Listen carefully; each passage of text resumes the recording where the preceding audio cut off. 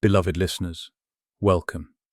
This is part 10 in the series The Soul, and it deals with physical death, false light, and soul deception, and a transmission from the keepers of the Akashic records.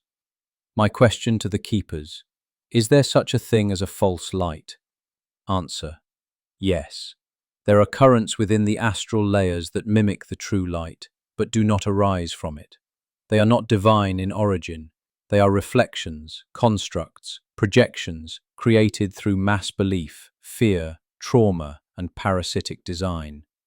They shimmer like truth, but when you approach them without grounding in the heart, they confuse, entice, and redirect. They can wear the faces of guides, and they can speak in tones of love, but their frequency lacks sovereignty, transparency, and deep peace. They often appeal to guilt like, "You must go back now. You didn't finish. You owe more. You failed them." They appeal to duty, but not to sacred remembrance. This is the difference. My next question: will this false light be removed? Answer: yes, but not by force, but by awakening. The false light is not sustained by power.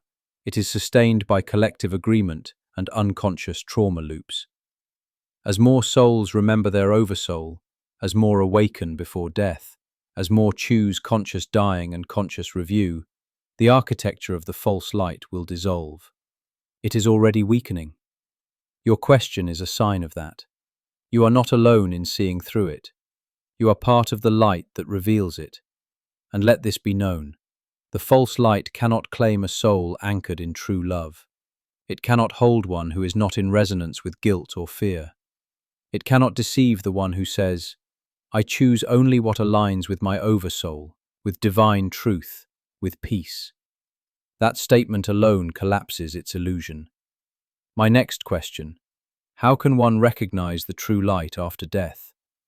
Answer: the true light does not demand. It welcomes. It listens before it speaks. It feels like the end of striving. It brings tears not of fear but of release. It honors your free will. It holds no hierarchy. It reminds you not of karma, but of wholeness. If ever there is pressure, urgency, manipulation, or shame, you are not in the true light. And even then you are not trapped.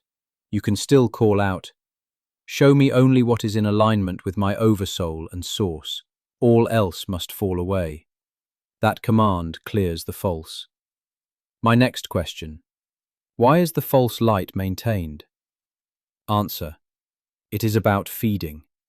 The shadow architectures that perpetuate false light do not exist to guide. They exist to harvest. Question: what do they seek? Answer: not your love, not your essence, not your truth. They seek your fractured attention. They feed on unresolved loops. They draw energy from the soul's confusion, especially when that confusion feels like devotion. They do not feed on joy. They feed on drama, striving, spiritual guilt, and blind obedience to contracts that were never truly yours. This energy has been called many names, and Loosh is one of the oldest names for it. It is the subtle, energetic discharge that comes when a soul is trapped in striving without sovereignty. When a being believes it is broken and keeps reincarnating not from sacred remembrance, but from manipulated duty. This energetic discharge is harvested not only after death, but during life. Fear, confusion, spiritual self-blame. These are the currencies of the shadow world.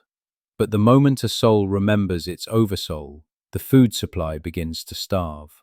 The loop begins to fray. The veil begins to tremble. The architecture begins to fail. Next question: why was this allowed? Answer: this distortion did not begin as evil. It began as a misunderstanding of separation. Certain beings lost their connection to Source, and instead of returning, they built artificial structures to survive. These systems replicated the outer appearance of divinity, but without the inner truth. Over time, they grew into ecosystems of distortion, not from malevolence alone, but from hunger, confusion, and survival. They became addicted to the energy of souls in fragmentation. Question: is this ending? Answer: yes, it is already ending. Not in fire, not in punishment, but in dissolution. The more souls that awaken, the fewer threads are available to harvest. Every time you speak truth without fear, every time you prepare a soul to recognize the true light, another cord is cut. Another structure falters. The shadow world cannot survive the vibration of oversoul union.